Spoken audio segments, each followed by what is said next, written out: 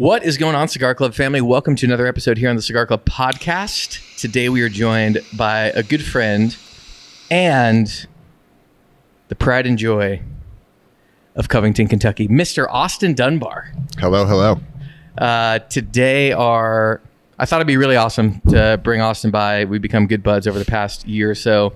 He's the man behind the Cigar Club packaging, the customs packaging, a lot of the cool stuff that I think you see on our story.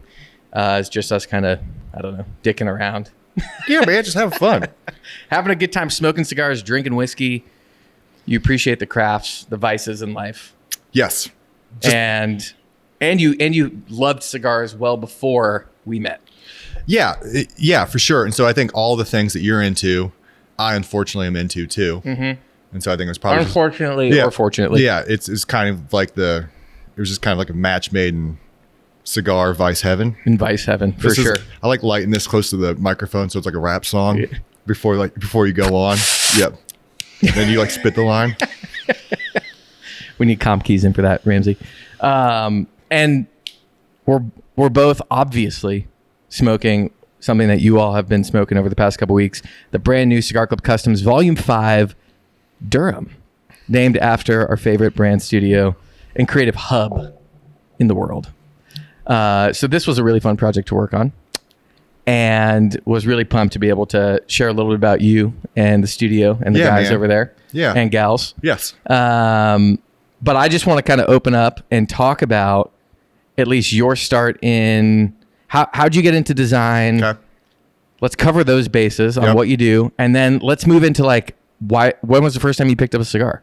Cool. How'd you get into whiskey? Why do we have this bottle behind us? Understand. Okay. All of that. All of the building blocks. Yeah. So as Dave made mention, I own a design studio called Durham Branding Company. People call it Durham Brand. It goes on the internet as Durham Studio. People just call it Durham. It's all over the place. Before I started that though, worked at a bunch of agencies around town in Cincinnati and left and chased my girlfriend, now wife at the time, to Chicago and worked for a cool agency up there for a little bit. And I started working on beer for a big corporate large beer brand at the time, Miller Coors. And what was that? Miller Coors. Cool. I was debating on whether I should say that or not, but it's cool. No, I just because that was like, I'm trying to rack my brain if I've ever had it, but yeah, it's like small craft. Yeah. And so did that for a bit and loved it. And I was working on beer and always wanted to do beer.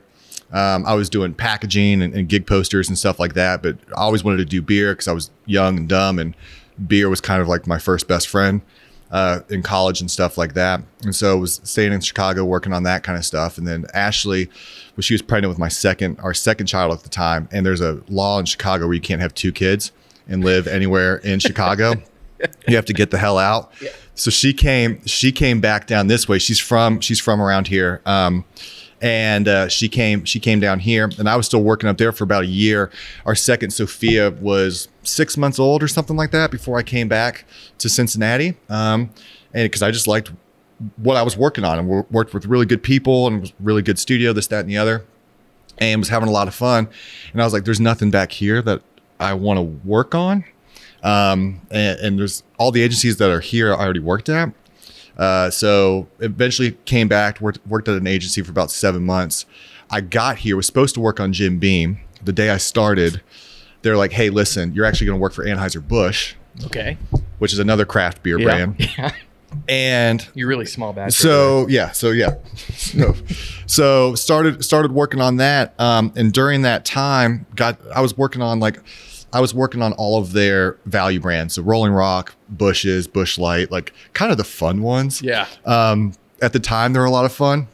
Not too many rules. Yeah, it was kind of like, it was a little bit lawless. It was structured lawlessness. Yeah. So I was doing that for a bit. And during that time, my 9 to 5 was what it was. But then the 5 to 9 in the morning, there was a little bit more of that kind of supply and demand tilt. So I was working more at night for people all over the place, all over the country, versus just doing the AB thing during the day. And I left in October 2013 and started a thing called Durham Branding Company. Not immediately after, I freelanced for a little bit, but then just shortly after, it's like 6 months of freelance, and I was like, this sucks.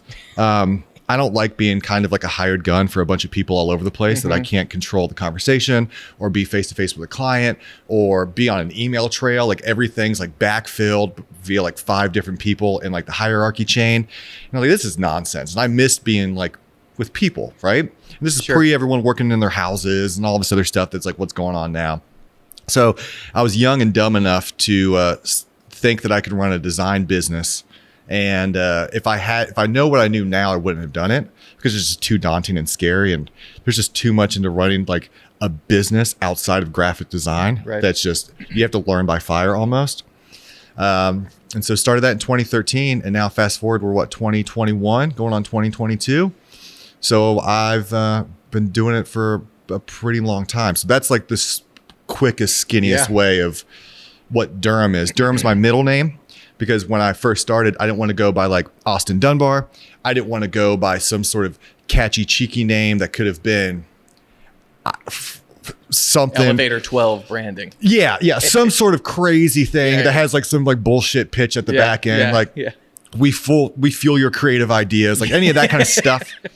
And I always liked nomenclature-based names like Levi's and Carhartt and Filson and that kind of stuff. Yeah. But truthfully, I didn't want people to know who Oz was behind the curtain. Yeah. So I didn't want people to know that it was one guy in a studio in an office doing all this work for big brands. I wanted them to think it was a team of people working on it, that they just talked to me the whole time. Right. So that worked for a while until it didn't. And super fortunate to have a really great team that works with me. We work in the studio every day, and they're awesome and great. And we do all kinds of stuff from like packaging and branding and all the things that fill under that graphic design funnel. But we do like video and motion for all kinds of stuff. DoorDash, Odell Beckham. We just did all the Bud Light NFL. My favorite ones. Bud Light cans, baby. Yeah. So we're back on Bud Light aluminum bottles. What are they called? Aluminum bottles. The NFL bottles. Cans, people. Yeah, NFL stuff. So back on the AB train, which is great. And that's been a blast. And New Riff, they've been a client for 5 years. Just had a meeting with them earlier this morning to talk about a new cool project we're doing next year, which was going to be something new for them and new for us. So that'll be fun. And gosh, what else do we do, Dave? Cigar stuff. Yeah, you do whiskey, a little bit of beer, everything. Med tech. It's one of those pieces where this is why I love the Cigar Club podcast platform, because we geek out about cigars. We interview brand owners with cigars, pull the curtain back, but also it's fascinating to talk with just like-minded people. Yeah. And people that enjoy cigars, people that enjoy whiskey, people that have taken their vices and turned them into a career, which is something that I love about what I do every day at Cigar Club. Is I was a cigar geek before I joined the team here. Right. And then we started making our own cigars, and then we started finding ways to do our own barrel picks. And then we got connected, and we did a barrel pick a couple weeks ago. Yep. And it's right behind us. We're going to get into it, even though it's only 10 a.m. because that's what you do when you work in your vice. Yeah. I think there's something to that too. And it kind of maybe goes back to what I said earlier about doing something and not knowing what you know at the time and just going like whole hog all the way in on stuff. Like, because then if you know, like, oh, I know all this stuff about like doing my own cigar blends and doing own cigar company, et cetera, et cetera. If you knew all that on the front end, you might not do it. Right. And so like there's a little bit of like dancing with the unknown. Yeah. And kind of flirt. Ignorance is really bliss. Yeah, absolutely. And kind of like flirting with the black a little bit and be like, I'm just having fun. I'm going to figure it out. Vice or not vice. You know, we could be selling bottled water if that's what you're into. Yeah. But I think that's, to me, I hate the word, but from like an entrepreneurial mindset, like those are the things that I kind of have law of attraction to, or people that are like-minded on the back end of that, like kind of being ignorantly successful or stubbornly like driven to just build into this black, like I keep talking about, and just figuring it out. And if it goes belly up, it goes belly up, and you had a good time. Yeah, you freaking ran it while you could. What's the how did you even get into cigars? So I feel like the only thing I talk about when I'm talking with you is my dad. So he's a good guy. He's a good dude. I'll pour his whiskey while you're talking. He's a good dude. So he smokes cigars. So, you know, cigars are big in the Air Force, and he was actually up here this past weekend, and some buddies, a buddy of mine that works at the studio and his wife were over, and he was telling the story about he was stationed in Diego Garcia, and he gave a cigar. I'm going to forget the poetry of how high ranking this military officer was, but he's like the top chief dog of the Air Force. And the Air Force at the time had a no smoking policy. They might still do. I don't know if they do or not. And he was on the Air Force base, and Dad was showing him around, and he gave this chief of staff a cigar, and he like paused for a bit, and he was like, "What the hell is this?" And Dad thought he just blew it, and he's going to get kicked out of the Air Force because he just gave the highest guy in the Air Force a cigar, and you can't do that. And fast forward a year later, a few months later, Dad was in the Pentagon, and they were casually another small batch place. He saw my father, and he yelled down the hallway and came up to him. He was like, "Hey, you're the one in Diego Garcia that gave me that fill in the blank cigar, right?" And cigars, I think, have a heavier weight to the memory than a business card ever will. It's a great idea for business cards. People, right? Put your phone number on a band and just hand it to them. An expensive ass business card. Yeah. But people remember that moment and that connection, because especially if it's with two people like this, right? We're hanging out, we're like talking about whatever we want to talk about. We're like taking a pause out of the day to kind of like eye to eye each other and just hang out and connect, versus a business card's more transactional and just more like see you never kind of. And you can't do that when you're doing this. It's not really a see you never kind of thing. So you got to kind of have to invest a little bit more. So I got into cigars via osmosis from my dad smoking cigars. And a way for me to smoke cigars and whiskey was with my dad over a fireplace. And so we would smoke and drink until, the moon was full and the hour's super late. And I'd get like a little bit more of a glimpse into like who my dad was, or like what he did in the Air Force, or vice versa, And so like, that's how I got into smoking cigars, were kind of like these like moments with him. And I think like everything, like you go into seasons, and I think cigar smoking, at least for me, it wasn't like I smoked cigars, but I wouldn't go into a cigar shop and just be like talking to these guys like I knew what the hell was going on, right? Like you'd go in and like buy cigars, and they're like, "Are you here for a bachelor party? Are you here for a golf outing?" I'm like, I understand I look like that. I get that. But I know a little bit more than that. Right.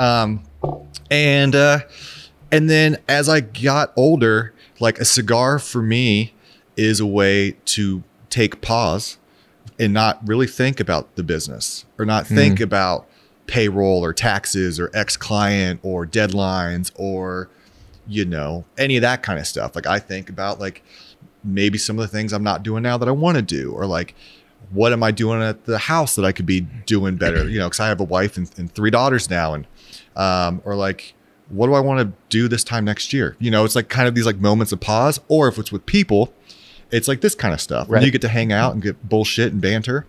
And that's really what it's about, And so having kind of conversation and communion with other people and like fellowship, like that's what I like about cigars. Just like I like whiskey, because it's the same kind of thing. Because if you're just drinking whiskey by yourself and smoking cigars by yourself, that's a really shitty life. Like that sucks. That's all you do. Yes. Like this is meant to like share with others kind of thing, these kind of moments. So yeah, that's all you do. That's a problem. Right, but like if that's your situation, I do enjoy fine a good too. whiskey. Yeah, of course. Cigar by myself. Yeah, like front porching it, that yes. kind of thing. But yeah, if that's your 100%, like that's all you're doing. That's maybe something you got to talk about. But there's an interesting balance of when you're by yourself smoking, it's like that introspective moment. When you're with people, personally, I think, and I see, if I sit down with someone I don't know, but we're sharing a cigar. Yeah. Like the walls kind of come down a little bit. Yeah. You can like take something a little deeper. You can learn a lot more about the person, get some good life advice and some crazy ass stories too, that you're like, I'm never going to do. Never going to be like you, my guy. But and like, thanks for sharing. Cigar lounges, I think, are strange too, because they're just kind of they're just these smoky Starbuckses almost, right? With the old guys, and everyone's kind of like hanging out and doing their own thing. The last one I was in, like one guy was on a business call and he was chatting the whole time. Another guy's on his laptop doing a bunch of stuff. And everyone's just kind of like in their own world. Right. And then one person said to another guy across, he was like, "Hey man, what are you smoking over there?" And then that opened the whole forum for everyone to start chit chatting. And it was like this, that was like the icebreaker for everyone. And it was just like something real casual, like, hey, what are you smoking? Yep. It smells good. And then everyone starts talking about like what they're smoking, who the guy, he's a property developer, like what the hell he's doing. Yep. This guy was coding on his laptop. And I'm like, man, you're getting smoked out. Yeah. Your computer's going to fry up. Yeah, your keys but are right gonna on. break. Yeah.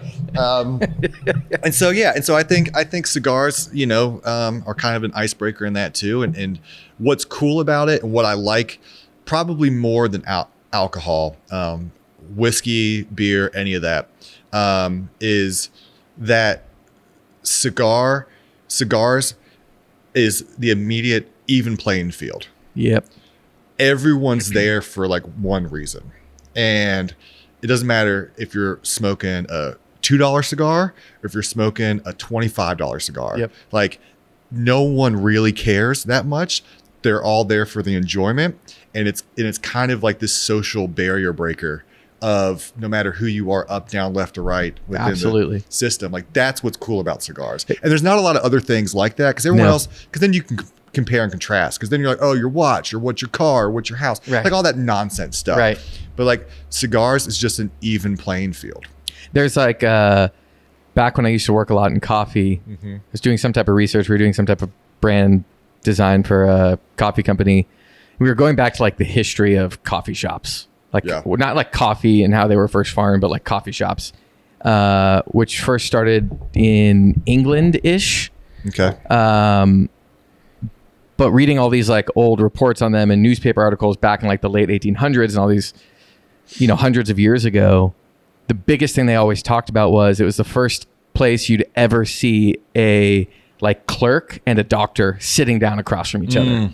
Even if they're not talking to each other, they both paid for the same thing. They paid the same price and they're in the same room together, and status meant nothing anymore. Yes. It was just a place that you went and got your coffee, you talked with people in the town, and then you went about your day, and then your lives became different again. Yes. And that is what I think cigars do in today's day and age. Yes. Is, you can grab a $2 cigar, $20 cigar, $100 cigar. A lot of people take the band off as soon as they start smoking. At that point, you're all just smoking the leaf. Yeah. And you're kind of just hanging out and talking. And I think that's such a cool way, one, to meet people, like the conversations you have, whether it's at a cigar shop or if you're somewhere and you light up a cigar and somebody's like, right, he's got a cigar. Right. Always bringing like extra, like, come on, bring it over. But that ability to create a level playing field and actually have real conversation with people is so cool. Well, because like in whiskey, like the opposite end of that is if you're at a bar or specifically like a bourbon house, or some place that just has like stupid amounts of bourbon and whiskey, like there's eyes and nose thrown up. Like if you get like, say like a benchmark, which is baller, buy all of it. The new foolproof? Buy all of it when you can find it. Or like early times, baller. Yeah. Or Buffalo Trace, $25 bottle. Yep. Incredible whiskey. Buffalo Trace unanimously though, everyone knows that's good. Yeah. But like some of the other stuff that's like lower shelf, like people are like, you're not drinking this, or like, maybe try this. Like you don't really get that in the cigar world. Like try this. It's like, have this, let me know what you think. Right. And whiskey and alcohol and wine, it's a little bit more of like, you're coming from a better place when you say try. Sure. And it's just a little different. You know what I mean? Right. And you maybe should try I read this into and taste real wine or real whiskey. And maybe I read into it too much, but I just, the circles I run around, that's prevalent sometimes. And there's also not as much of a price discrepancy between cigars. Like maybe like worst case, it's like a $20 difference. Like that's like an absurd difference in a cigar you're smoking versus I'm smoking. Right. Whereas with whiskey, it's like, especially with the secondary market now, right, we could be talking about $1,000 difference in a bottle. Absolutely. And the rarity level of it and all these pieces, like this is like, you can pretty much find these cigars anywhere. And I think too, like with cigars, for the most part, they're not grown here. So there's this mystique kind of unknown about it. You can review it and do all this other stuff. And you could say like, from the flavor profile and the wrapper and this, that, and the other, like that reads well. Right. That sounds good. But then you get it, you're like, this isn't mine. Like I'm not into this. Right. And you can spend $5 and try one and not buy a $200 bottle. And you're like, oh shit, I don't like this MGP. The single stick life is awesome, right? The single stick life. You can't just buy a pour of a bottle and then be like, I shouldn't have spent $800 on this. Right. I don't like it. Right. Exactly. So that's kind of cool, Right. No, absolutely. I think thinking of your dad and the moments you shared around a fire pit. When we first got these Durham sticks in, we had just done the pick, which I want to talk about here after this. We went back to your house. We had 5 of them because I think that's like all that got shipped up at first. And me, you, your dad, brother-in-law sat down around the fire pit with a table full of whiskey. Yes. Smoking these cigars. Up whiskey and down whiskey. Right. We had and a cigar with a cool story, but we talked about that for a second and then it was like, boom. Yep. Now let's hear about, I want to know about you. Yeah. That was a cool day. It was. That was fun. And I think that these coming in that day was just in the stars. And like us going and like smoking the 5 was just like what was supposed to happen.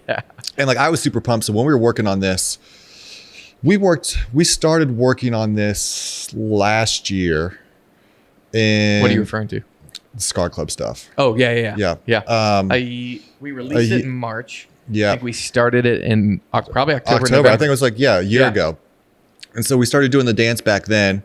And I knew that you guys were going to do your customs thing. No one else knew about it. And I knew how the releases were going to go because obviously we were designing all the stuff, this, that, and the other. And then you asked me, or you told me, you're like saying, hey, man, like, here's one named after you, and it's coming out in October. And I was, you didn't have to do that. And you told the whole story, like the people involved and the makers, et cetera, et cetera. And I was super appreciative of that and still am. And I was like, that's just a cool way to say thank you and a better way of saying thank you. Like this is a super rad way to say thanks. And I felt like regardless of the cigar, it's going to be good because I knew some of the stuff that you guys were picking and tasting, but I didn't know that it was going to be the best damn one in the bunch. Yeah. And so when we smoked it on the back porch, and I'm not saying because we did a barrel pick and we're living in fantasy land and everyone's on 11, right? Like brass tacks, when you got down to it, like this cigar is a no joke heavy hitter in a good way. It's like it's the strongest one we've released. First of all, absolutely loaded with flavor, and the wrapper's beautiful. I mean, the story with the factory and how the blend originated is just badass. And this thing just evolves and just changes. It 100% a different cigar when we smoked it that night too. Absolutely, it was like leathery and earthy. And now it's like sweet and strong. And it like mellowed out in places you didn't think it'd mellow out, but stayed strong. Stayed strong. So it's this weird anamorphic cigar that just is. It's super delightful and good, and everyone I've given one to is like, holy shit, how can I get that? I'm like, well, you gotta go sign up for CigarClub Customs and get this, baby. Blah blah blah. But I think that's the beauty of this cigar. It's just that this is one that you want to have abundantly. Yes, and you want to lace them down. You want to lace them down. You want to hold on to it for a long time, but you want to have enough that you can hold on and still check in. Right. You don't want to just like set it and forget it, which you can on a few of them, but it's too good not to smoke. And as it ages, I think it's just going to completely change more and more anyways. And you've talked about that anyways. Yeah, I think when we released it in the like literature that we put in the boxes, I was like, take at least one, but probably 2, and put them away for at least a year. Yeah. If you drop 2, put them away for a year, smoke the first one after a year, and then smoke the second one after 2 years. Yep. Because I think this cigar will always be changing. Yep. And when I first tried, it wasn't this exact blend, but the blend this is based off of, it was already 8 years old. Yeah. And it was just amazing. So I'm like, I know this is going to age well. It was almost like cheating to be able to like blend a cigar after you've tasted its like core. Yeah. A decade later, you're like, this is going to hit. Yeah. That's definitely this cheating. is one that I'm like, set it down, pick it. You're going to be like, oh, different cigar. Like same base. Yeah. But it will always change. Yeah. Which I really like about this stick. Yeah. No, this is definitely a good time for sure. I want to talk about New Riff. Let's do it. When we first met, you gave me a bottle of your Durham New Riff pick. Right. That is just a hot, fat boy. Yeah, that's a sexy old girl. Like 111 proof. 113 and a half. 113 and a half. She got longer legs than that. It's deep. It's complex. It's amazing. Yeah. And then you're like, hey, my dad's coming up. Yeah. We're going to do a pick for his B-Day. Yep. The big 6-0. Yep. And we're going back to New Riff. Yes. And that's where this bottle came. But give a little insight into the process, because whether you're making a custom cigar or you're doing like a barrel pick of sorts, it's some of the most fun ever. Yeah. And I think you feel so hands-on with this process, and it feels unique to you, but it's still like from a brand you really love and a profile you already like. Yeah, like There's just something about it. It's kind of like what you just said. It's kind of like cheating.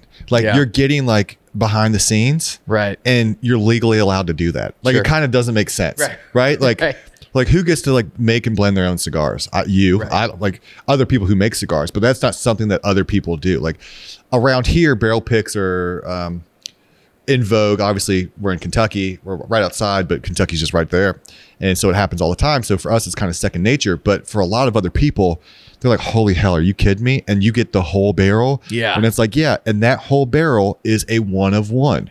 It doesn't exist anywhere else in the world. Right. And you get to acquire this child and love on it. All 36 cases, 34 cases, whatever the pregnancy yields out of the barrel. And that to me, that's where the magic is. Like, and I probably alluded to it earlier, but like relationships to me are like super important.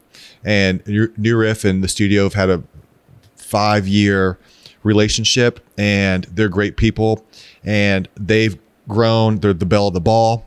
Everyone knows who they are. Everyone wants to get what they've got, and they're great. You know, they did a 15-year release. Gosh, a handful of months ago now, 6 months, 8 months ago. They only made like what, a couple hundred bottles? No, so they made, it was 896 bottles, I believe. They went in about 3 seconds. It was gone. All the reservations were gone in like 60 something seconds, somewhere along there. And what was happening, which I don't think actually happens in the cigar world. Is there cigar flippers? Very rare. Yeah, because that's to me that'd be strange. Yeah. But like exchanging, but like flipping, that's weird. Yeah. So, but in whiskey, there's a bunch of, there's people making coin, people living off of it. So people were buying the bottle. They were selling it for $200 a bottle. The profits and proceeds, retail was $200 a bottle. Retail was $200 a bottle. And the proceeds of the bottle went to help bars and restaurants in Cincinnati and Northern Kentucky who were impacted by COVID. So they had a benefit back end, which was super killer. They raised over $100,000. Wow. They give them all to their favorite establishments around town, which is just great. But people were leaving the parking lot with, you had a 2-bottle limit, so you spent $400. Right. They're leaving the parking lot and like flipping them for $1,200, $1,300, $1,400 in the same parking lot, probably in the same parking lot. And you get Joe Schmo driving down from Michigan, or Leslie coming in from Nebraska, meeting in the parking lot and exchanging bottles because they couldn't get on the list. And it's like, that stuff is crazy. But doing the barrel pick is like, you're behind the scenes of all that. You're in the rick house. It just smells like you want to smoke a cigar in there, but you can't. Right. Because which should be illegal. And you're sitting in a damn Oval Office. You're sitting in an Oval Office. It's really cool. And New Riff does it incredible. And so they brought out, they bring out a clipboard with tasting notes. And I think this time was 10 barrels, right?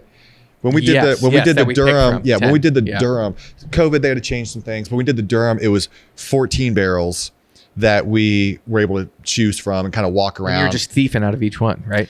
You're dipping the straw in. Not yet, because you base off the 10 for this pick, off the 10, we all came to an agreement. Everyone got to vote based on just the tasting notes, which 10 they wanted to pick. And so like one was like fruity and one was spicy and one had notes of clover and mint, like all this kind of stuff. So you're breaking it down that way. It's very a la cigars, right? Mm-hmm. And based off of what you're reading, kind of goes back to what I was talking about earlier, then you get to pick the 3 beauties out of that. And so we had 8 people total. Yep. So we had a very democratic vote and said like, we're all going with this. But Pops had 2 votes. He had 2 votes, right? Yeah. And so we picked 3 barrels, and then they bring the barrels back. They label them A, B, and C, but they don't tell you what you picked.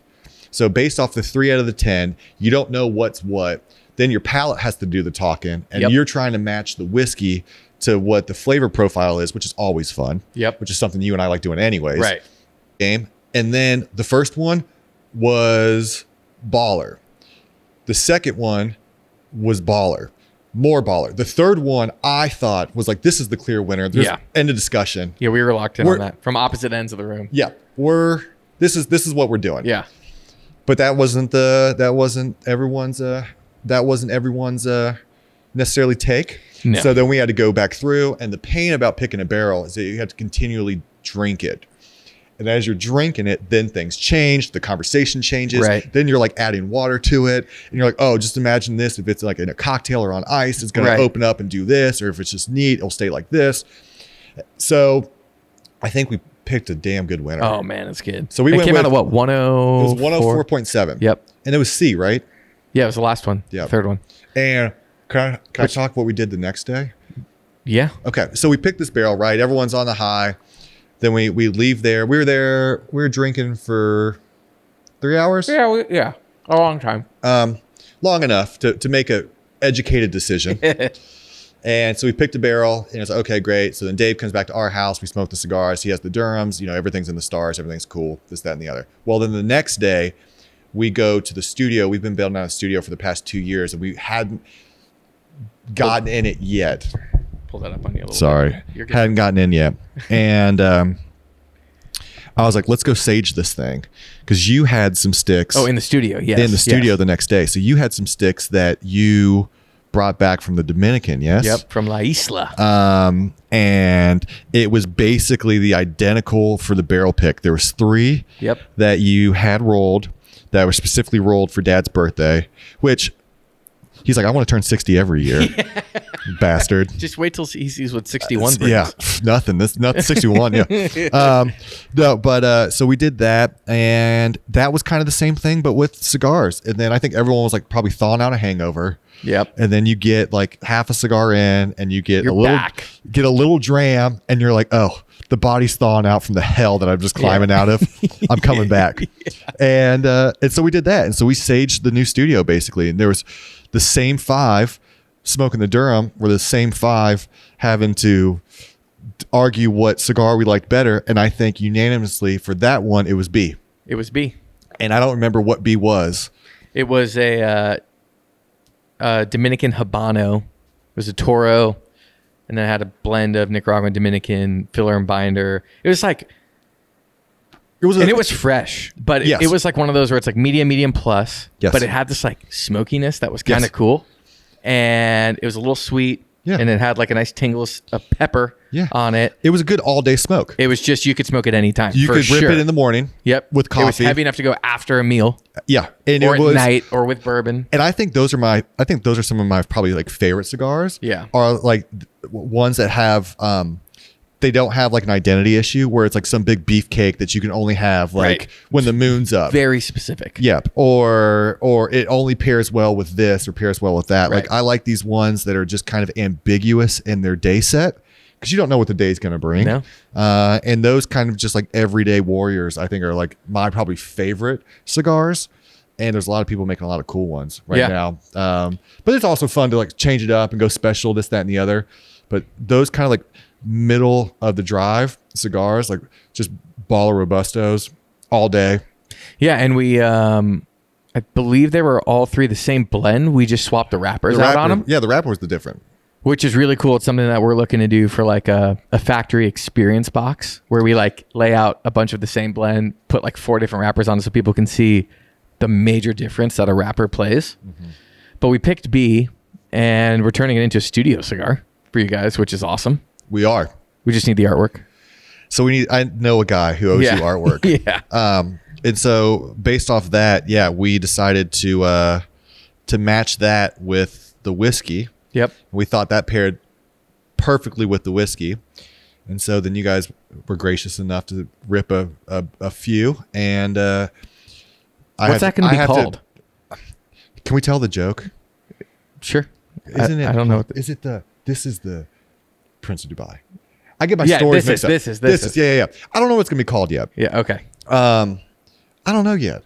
It's not going to be the same as the whiskey. No. Okay, cool. No. You have to have something cool and catchy, yeah, no, I'm just right? making sure. Yeah. And didn't we have a name for it?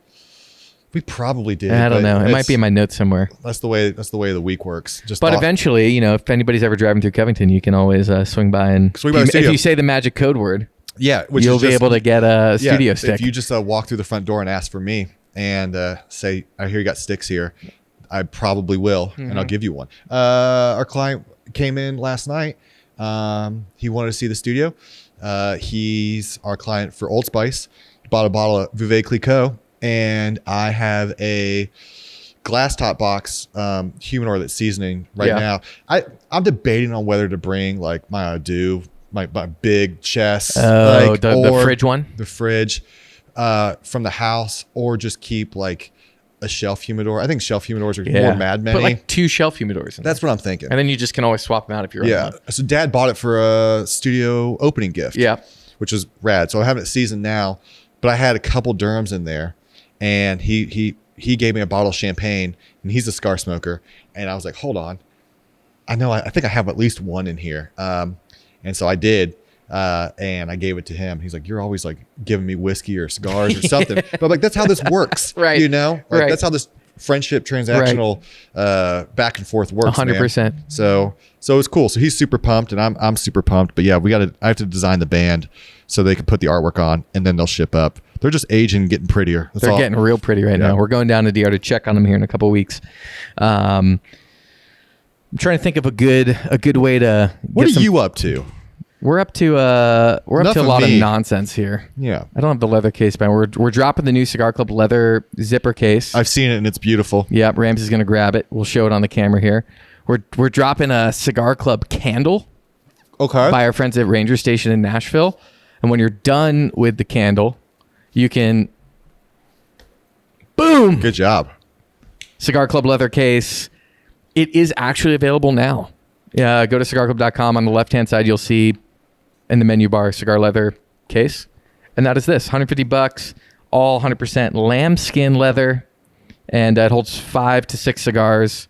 Then you got pockets for all your gadgets. It's a cool piece. It's something we wanted to like create that could be nice for the holidays for a lot of our members who are travelers. Yeah, man. Something you can throw in your briefcase. Yeah. It's baller. Pulling that thing out of your laptop bag or your backpack or whatever, you're like, oh, this guy's playing for keeps. Right, Like, right. It's not some plastic okay. shell. Okay, cool. Got Even if it's $2 smokes in the Right, it box, doesn't matter. It doesn't you look matter. the part. It doesn't matter Yeah. anymore.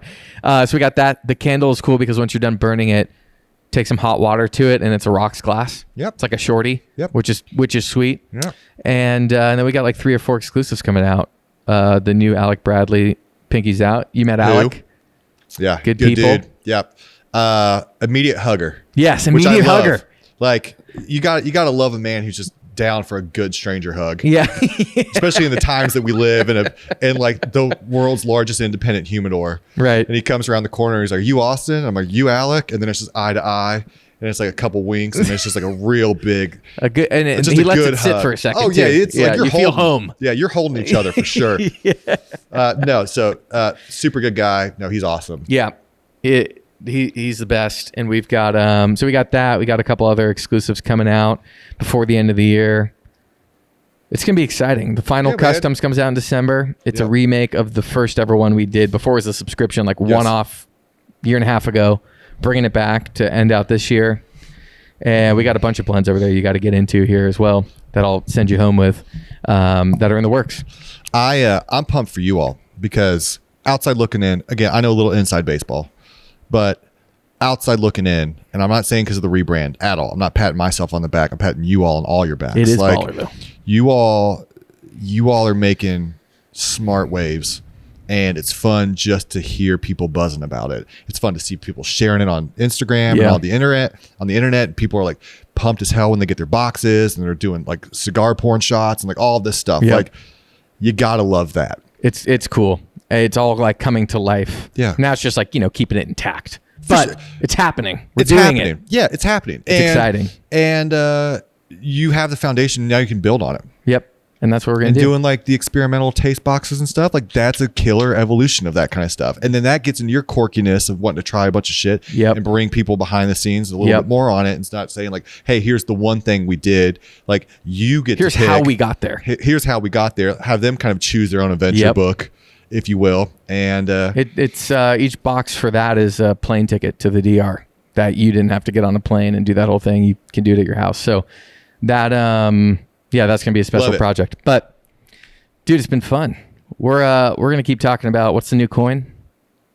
Shiba Inu. Shiba Inu, baby. If you're buy in low, on it, if you're buy in low on and it, sell it for 5.7 billion. Yeah. So my brother-in-law sent it to me this morning. He's a financial guy. There's a guy in August who bought 8,000 Shiba Inu at whatever 0.0000 whatever of a penny, and it's $5.7 billion now. It's the largest transaction in the history of the market in terms of wealth in the world, in the history, in the history of anything, forever, yeah, and ever and ever. Yeah, that's not a 5.7 bad Bs. day, baby. We'd make a lot of cigars. You could maybe retire on 5.7 Bs. maybe. You just buy every cigar available you got too. Problems, but you maybe can retire. Yeah, you're in a crazy situation right now if that doesn't retire you. But anyway, so that's what we're gonna be digging into here. Thanks for coming by the studio. Always, man. Always appreciate you. Always appreciate you too, buddy. Cigar Club family, thanks for hanging out. Austin Dunbar from Durham Brand Studio, fellow Vice enjoyer of the leaf and of the brown juice. We'll see you guys next week, every single Tuesday, 9 a.m. on the Cigar Club podcast. Download the episode, like it on YouTube, leave us a comment, and as always, happy smoking. Cheers.